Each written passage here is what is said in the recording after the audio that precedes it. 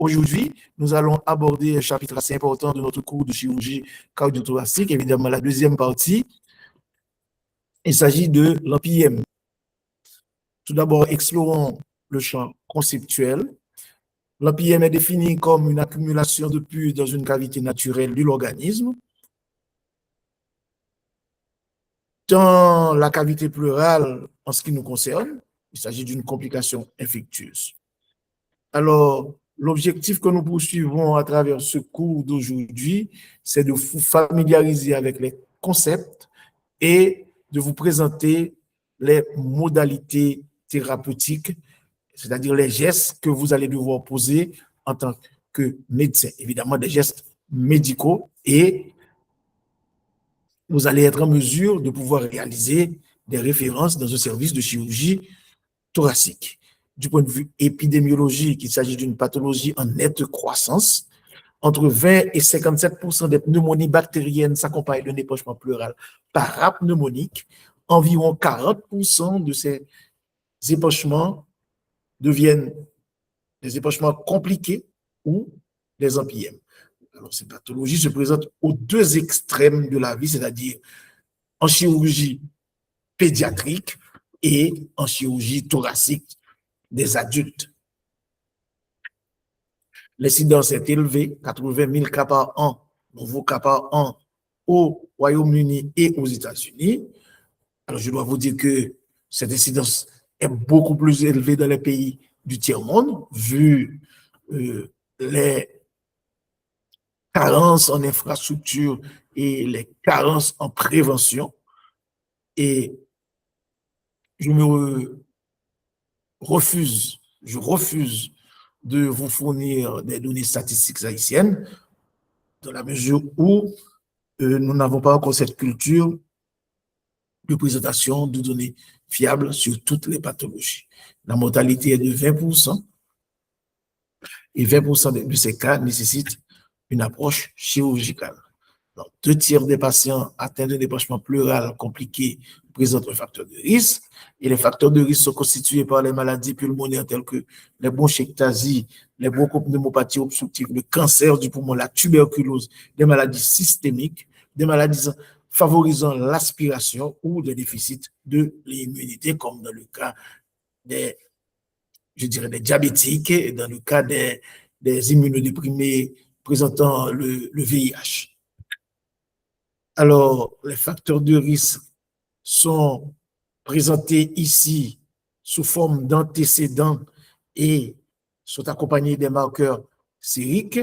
Je parle du diabète, je parle de l'utilisation des stéroïdes, de l'immunosuppression, du reflux gastro-œsophagien avec possibilité d'aspiration, l'histoire de broncho-aspiration, des procédures chirurgie sur le thorax et la plèvre, des traumatismes, dans le cas de perforation de l'œsophage par exemple, la chirurgie chez les patients ayant une bronchopneumopathie obstructive, l'histoire de tabac. Le tabac est toujours présent, et l'alcool, ce sont les fléaux qui ravagent l'humanité.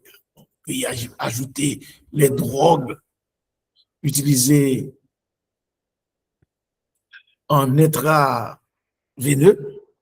et les marqueurs sériques sont constitués par l'albumine inférieure à 30 grammes par litre, le sodium inférieur à 130 millimoles par litre, les plaquettes supérieures à 400 000, et la protéine C réactive supérieure à 100 mg par litre. Alors, les micro-organismes impliqués dans,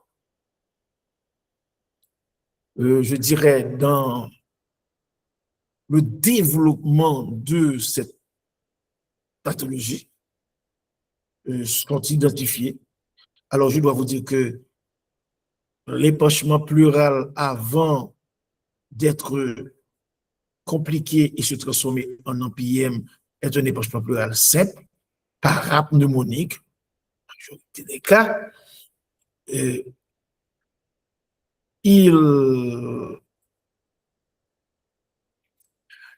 appelle que c'est pathologies sont dues à des microbes entraînant une pneumonie communautaire. C'est le cas du streptocoque dans 72% des cas. D'abord des aérobes, incluant le streptocoque dans 72% des cas, le staphylocoque en second chef, 14% des cas, les grammes négatifs, 12% des cas, et d'autres aérobes, dans 2% des cas. Et les anaérobes sont aussi présents dans 22% des cas. Je parle du Fusobacterium bacteroides, du Streptococcus, et les autres qui peuvent être appelés, qui peuvent être classifiés comme anaérobes mixtes, tels que le Clostridium, le Mycobacterium tuberculosis et l'actinomyces, et les autres des 5%. Alors, en ce qui a trait aux pneumonies acquises dans le milieu hospitalier, le streptocoque pour les aérobes représente 40%, les gammes négatives 26%, et le streptocoque 21%. Alors, je reprends pour qu'il n'y ait pas de confusion. Le staphylocoque dans 40% des cas, les grammes négatifs dans 26% des cas, le streptocoque dans 21% des cas, l'entérocoque dans 13% des cas, les anaérobes dans 8% des cas, et les autres, incluant les Haemophilus influenzae, représentent 4%. Alors, du point de vue pathogénique, je dirais que tout d'abord, il y a une évasion microbienne, et cette évasion microbienne, ça accompagne une réponse de l'organisme, une réponse inflammatoire médiée par des cellules et des interleukines 8 et tumor necrosis factor, qui vont entraîner une vasodilatation capillaire, une augmentation de la perméabilité et afflux de liquide au niveau de l'interstitium, occasionnant ce dépanchement pleural non encore compliqué, et ce dépanchement pleural séreux. Alors, au fur et à mesure que se développe la guerre entre l'organisme et le micro-organisme en question, alors il se produit par des cellules la phagocytose et l'altercation entre les cellules qui phagocytent et les microbes vont entraîner une production d'acide lactique, de CO2, une baisse du glucose et une baisse du pH et du lactate déshydrogénase et une augmentation du lactate déshydrogénase et on se trouve en présence d'un épanchement pleural compliqué, alors qui va évoluer vers un empyème. Alors, dans ce cas, les facteurs de la coagulation interviennent et il se forme des dépôts de fibrine au niveau de la cavité pleurale, dépôts de fibrine et plus constituant l'empyème, et ce empyème installé va se fibroser, va être cloisonné et se fibroser. Alors, on peut diviser l'évolution de cette pathologie en plusieurs phases. La phase exudative, évidemment, dure durant 2 à 5 jours. La phase fibrinopurulente, 5 à 10 jours. Et la phase d'organisation, 10 à 21 jours. Alors, à la phase d'exudation, à la phase exudative, l'épanchement pleural est non compliqué. À la phase fibrinopurulente, l'épanchement pleural est compliqué. Et à la phase d'empyème, qui se produit, après, une organisation et accumulation de pus. Alors, ici, de manière simplifiée, l'épanchement pleural simple, l'effusion pleurale, et puis l'épanchement pleural compliqué et l'empyème. Alors, la radiographie peut nous aider à faire le diagnostic. Dès qu'il y a 300 cc de liquide épanché dans le thorax, il existe un comblement du sinus costodiaphragmatique et permettant de poser le diagnostic de d'épanchement pleural, c'est-à-dire de liquide dans la cavité pleurale. Alors ici, il existe un épanchement de liquide qui est déjà cloisonné, visible à partir des flèches, qui est déjà enquisté. Alors, l'échographie nous donne un volume approximatif de l'épanchement, identifie les épanchements de petite abondance, évalue la présence des septa, des cloisons, pas vrai, et favorise l'insertion d'une aiguille pour réaliser la thoracynthèse et favorise aussi l'insertion d'un drain thoracique en permettant de visualiser sur un écran d'image, pas vrai, la localisation de ces poches de liquide. Si, pour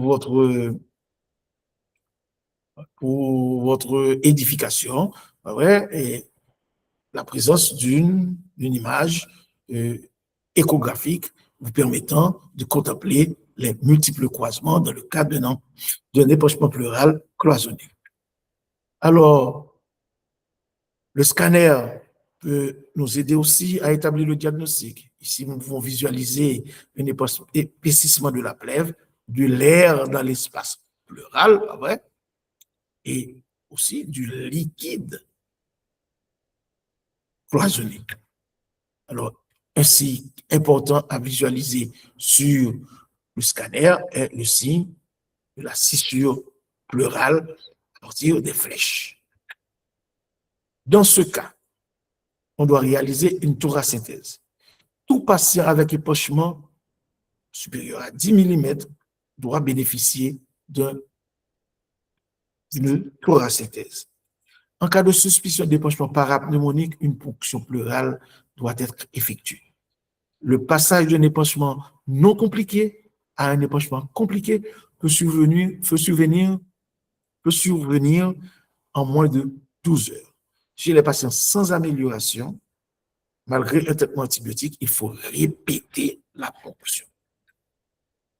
La thoracynthèse permet, à partir d'un examen cytochimique, de déterminer le pH, le lactate déshydrogénase, le glucose, les cultures microbiologiques peuvent être réalisées, la coloration de grammes, ainsi d'autres éléments biochimiques comme le tumor necrosis factor alpha, la procalcitonine peuvent être identifiés, la protéine C réactive et les myélopéroxydases. Il existe certainement des facteurs pouvant influencer le résultat. Il existe des conditions de préservation du liquide prélevé et le temps écoulé peut falsifier les résultats. Le contact avec l'air dans la seringue peut modifier les résultats. L'aspiration du liquide d'anesthésie que vous avez donné peut aussi influencer les résultats. Et même par rapport aux zones d'épanchement, les résultats peuvent être aussi influencés. Alors ici, je vous présente les liquides qui peuvent être prélevés, l'épanchement pleural séreux, l'épanchement pleural trouble, c'est-à-dire compliqué, l'épanchement du liquide hémorragique, surtout dans les cas d'épanchement pleuraux malin que nous allons étudier ensemble, et le plus franc. Alors, cette classification se marie avec une classification, je dirais, à partir des trouvailles biochimiques. Le pH est de 7,3, inférieur à 7,3 dans les cas d'épanchement pleural simple. Dans les cas d'épanchement compliqué, inférieur à 7,2, et dans les cas d'APM, inférieur à 7. Les leucocytes supérieurs à 10 000, supérieur à 10 000 et autour de 15 000 dans les cas d'APM.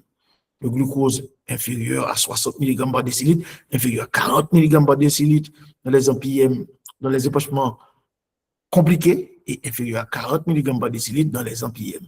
Les cultures sont négatives dans les cas d'épanchement pleural simple et positives en cas d'épanchement pleural compliqué ou dans PM. Il en est de même pour le LDH qui est inférieur à 1000, supérieur à 1000 et supérieur à 1000, c'est-à-dire dans les cas débranchement simple, débranchement compliqué et dans PM. Alors ici, c'est cette même classification qui est reproduite à partir de la Société américaine de thorax.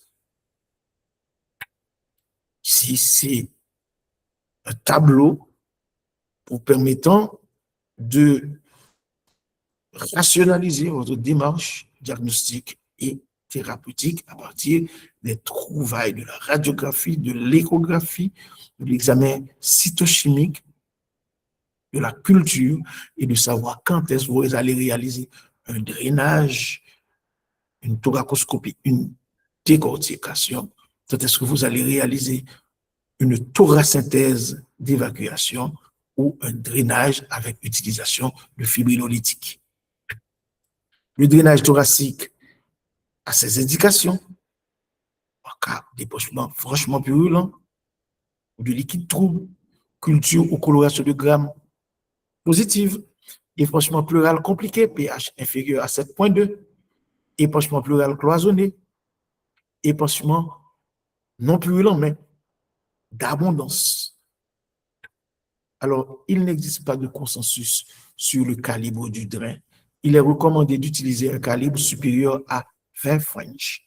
Alors, les drains inférieurs à 20 French sont mieux tolérés par les patients, mais présentent des risques de l'oculation, c'est-à-dire de drainage, je dirais, partiel de liquide.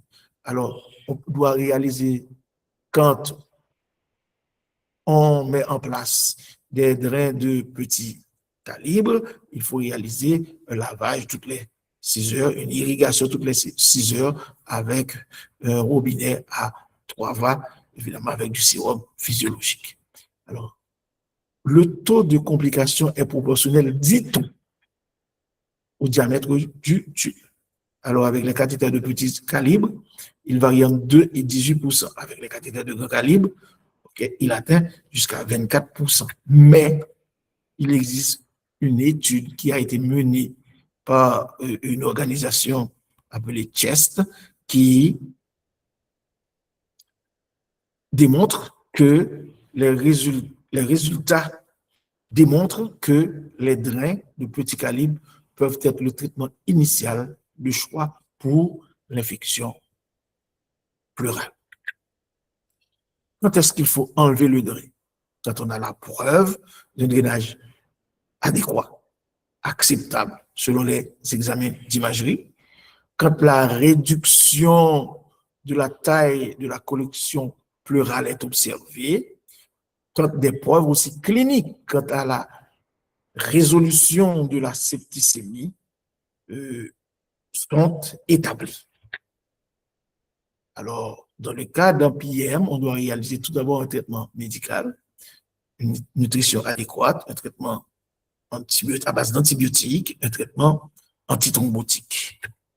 Alors, l'antibiothérapie comprend une thérapie initiale, empirique, à base de pénicilline, de céphalosporine et de métronidazole.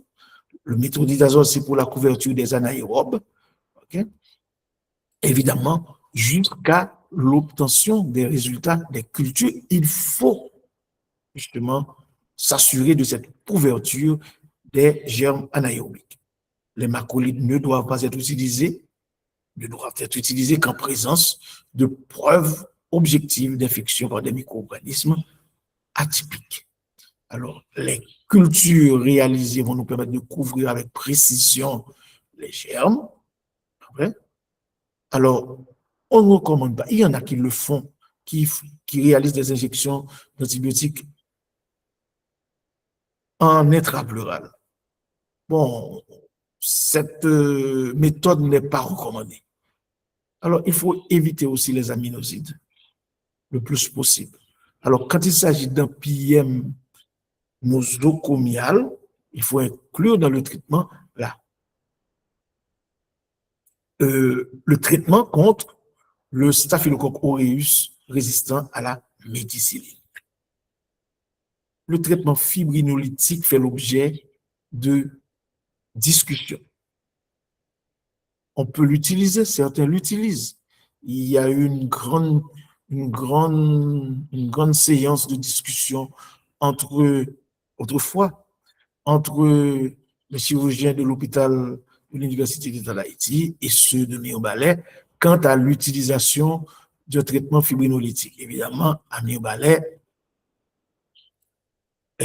on n'a jamais envisagé cette pratique qui, pourtant, est utilisée dans le temps, était utilisée à l'hôpital de l'Université d'État d'Haïti.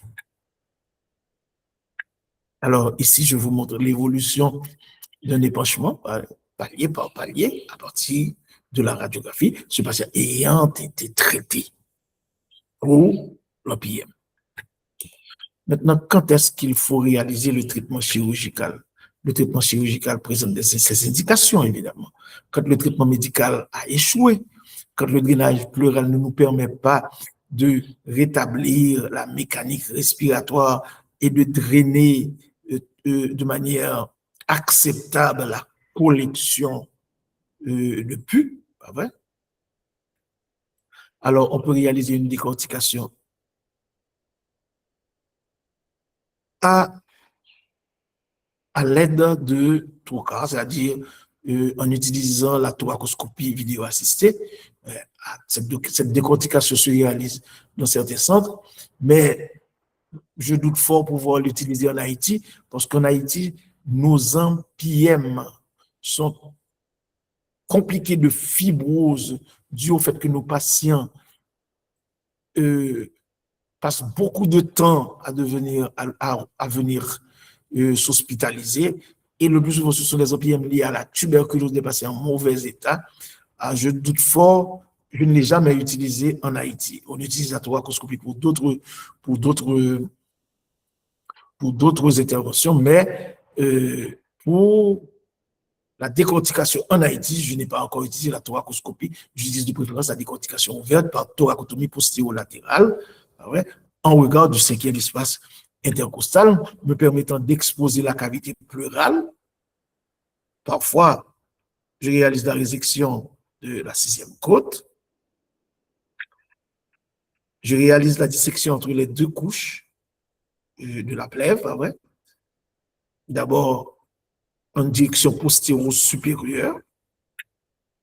Je réalise la dissection de l'apex, j'identifie les structures vasculaires et je sépare la plèvre viscérale du parenchyme pulmonaire.